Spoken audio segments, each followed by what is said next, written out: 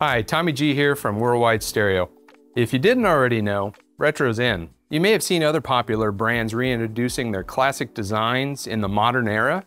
Out of all of them, these have actually been my favorite. Let me introduce you to the new, old McIntosh ML1 MK2. It's a redesign on the original 1970 ML1. The MK2 is similar to the original, but mainly in the aesthetics and the dimensions of the speaker. McIntosh has a treasured 75-year history designing and building some of the highest quality American-made products on the market.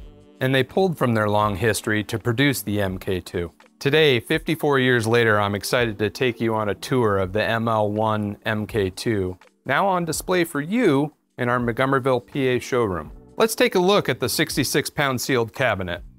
The magnetic grille off.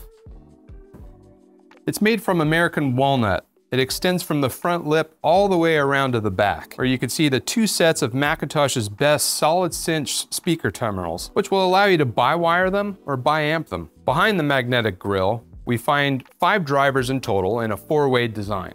All of the upper frequency drivers are mounted to a thick machined metal plate that won't flex or cause sound coloration. What you don't see is the 2 lower mid-range and the large upper mid-range drivers. They're actually sealed in their own structure inside the sealed cabinet.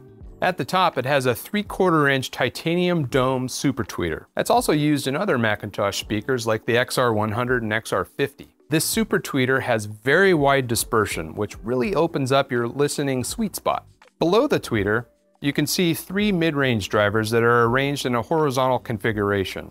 There are 2 4-inch and 1 2-inch upper mid-range driver. This design allows for much better power handling than a typical mid-range driver. Plus, a second benefit, the crossover frequency between the smaller and larger mid-range drivers avoids the 1 kHz frequency range, which is a major part of this speaker's open, clear, undistorted vocals. Below the upper frequency drivers is a custom LDHP 12-inch woofer, and it utilizes polypropylene for the cone and dust cap, and it uses soft rubber for the surround. The bass performance is impressive, rolling off at 27 hertz. Sorry. The bass performance is impressive. It rolls off at 27 hertz. You'll be sure to hear and feel tight, low distortion bass. If you're enjoying this video so far, please give it a thumbs up and subscribe to our channel. It really helps us out. And don't forget to click that bell icon so that you're notified of all of our upcoming videos. I listened to 3 different tracks while testing these speakers. One of the tracks that I listened to is You Are by Lionel Richie. One thing that I feel like I've never really heard before was the detail in the percussion instruments. It was really exciting. So the second track I listened to is After Dark by Mr. Kitty. The song starts out with a piano, and when they recorded it, it's like a distorted kind of like sound.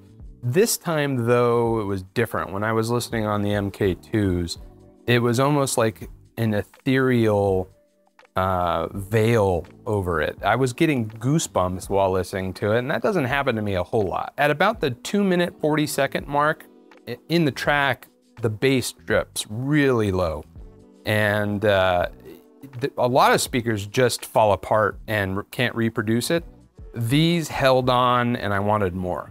The third track I listened to was The Joy of Living by Nelson Riddle. It's one of my favorite songs, and at about the 2-minute and 7-second mark, there's a flute that comes in. At least I think it's a flute. I'm not a musician, so don't crucify me in the comments. But I heard more detail around it than I ever heard before, and this track had incredibly wide sound stage. I mean, it was awesome. When I closed my eyes for a moment, I felt like I was being transported back to 1955 into a big club filled with smoke.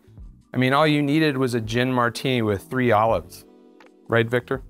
So what I experienced on all 3 tracks was an incredible sound stage, whether the speaker was towed in or if it was straight on. The bass, the mid-range, and the high frequencies were all great. I noticed, especially with high frequencies, that it was really sharp and bright, but I never got ear fatigue. So on the UR track, the dynamics were incredible. I mean, I could hear the triangle, and actually, it was like it was there, like I could see it.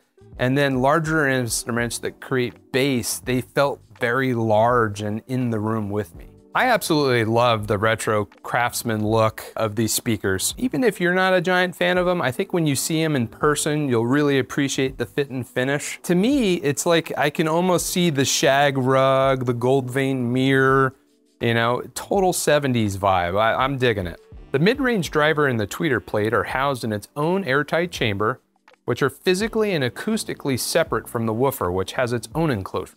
This is key to the ML1 Mark II's ability to play so dynamically and with such power relative to their compact cabinet size. You don't anticipate this kind of performance from this compact of a speaker. The ML1 MK2 can handle up to 600 watts and maintain clean and clear sound with an 85 dB sensitivity rating and an easy 8 ohm impedance.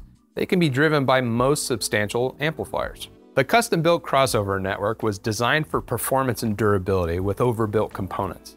The engineers even included solid-state self-resetting protection devices, ensuring that if you like to party, you won't damage any of the drivers. The ML1 MK2 is one of the best speakers McIntosh has ever made. It's a dynamic and fun speaker that touches all the bases.